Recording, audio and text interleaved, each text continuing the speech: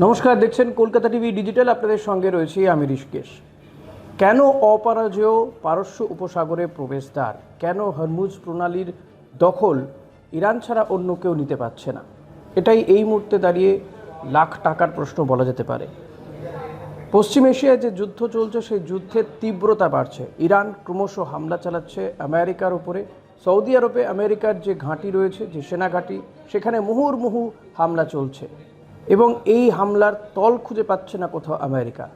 America যে 15টি প্রস্তাব দিয়েছিল ইরানের কাছে এই যুদ্ধ বন্ধ করে, তারা যে বৈঠকের কথা বা তারা যে শান্তি ফিরিয়ে নিয়ে আসার কথা বলেছিল, সেই প্রস্তাবের মধ্যে মূল কিন্তু ছিল এই হরমুজ প্রণালী। যে হরমুজ প্রণালীর কর্তৃত্ব বা এই যে অবরুদ্ধ পরিস্থিতি, সেখান থেকে ইরানকে মুক্ত করতে হবে। এই হরমুজ প্রণালী ছেড়ে দিতে হবে, অর্থাৎ জাহাজ যাতে সেখান দিয়ে চলাচল করতে পারে। সেইটা কিন্তু ওই যে 15টি শর্ত দেওয়া হয়েছিল ইরানকে আমেরিকার পক্ষ থেকে, তার মধ্যে অত্যন্ত গুরুত্বপূর্ণ একটি প্রস্তাব ছিল।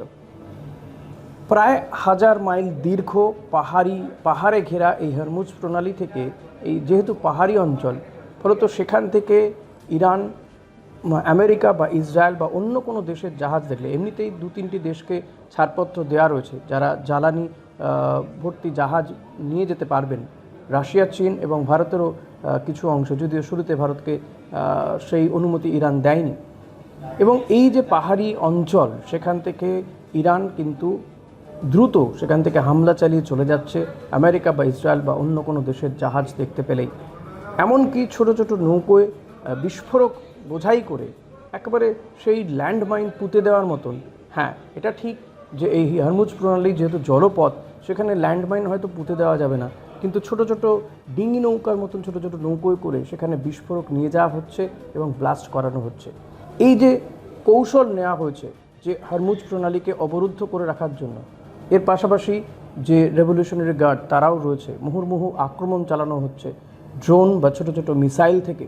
যে কারণেই কিন্তু এই হরমুজ প্রণালী একেবারে অন্যান্য দেশগুলোর কাছে, বিশেষ করে আমেরিকা বা ইসরায়েলের কাছে কিন্তু এই যে পারস্য উপসাগরের যে প্রবেশদ্বার, সেটা কিন্তু অবরুদ্ধ হয়ে রয়েছে।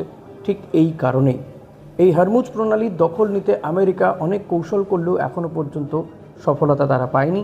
তার কারণ হচ্ছে ইরান যে তারা ওয়ার্ল্ড স্ট্র্যাটেজি নিয়েছে, যে ধরনের স্ট্র্যাটেজিতে তারা এই হরমুজ প্রণালীটাকে একেবারে অবরুদ্ধ করে রেখেছে। এই পাহাড়ি অঞ্চল, যেখানে ইতিউতি হয়তো লুকিয়ে থাকছেন ইরানি রেভলিউশনারি গার্ডের সেনা, এবং এই যে ছোট ছোট নৌকোগুলো করে পাঠিয়ে দেওয়া হচ্ছে, পাশাপাশি ড্রোন হামলা চালানো হচ্ছে, ক্ষেপণাস্ত্র দিয়ে সেখানে উড়িয়ে দেওয়া হচ্ছে অন্য কোনো দেশের জাহাজকে। যে কারণেই কিন্তু একবারে অন্য দেশগুলোর কাছে এই পারস্য উপসাগরীয় প্রবেশদ্বার কিন্তু বলা যেতে পারে তাদের কাছে অবরুদ্ধ হয়ে রয়েছে। গোটা বিশ্ব এই হরমুজ প্রণালী বন্ধ হয়ে থাকাতে গোটা বিশ্বের যে জ্বালানি, তার বহুলাংশ, প্রায় 60% জ্বালানি কিন্তু এই হরমুজ প্রণালী দিয়ে যাতায়াত করে, কিন্তু সেটাও বন্ধ হয়ে গিয়েছে। যে কারণে বিশ্বের বিভিন্ন প্রান্তে আমরা দেখতে পাচ্ছি যে জ্বালানি সংকটের মধ্যে পড়ছে, যার মধ্যে আমাদের দেশও রয়েছে। হয়তো বেশ কিছু এলপিজি বোঝাই বা বিভিন্ন তেল বোঝাই জাহাজ এসছে, কিন্তু তারপরেও এই সংকট মিটছে না। কবে এই যুদ্ধ থামবে, কবে আবার হরমুজ প্রণালী দিয়ে একের পর এক এই জ্বালানি বোঝাই জাহাজ যেতে পারবে, সেটা বলে দেবে সময়।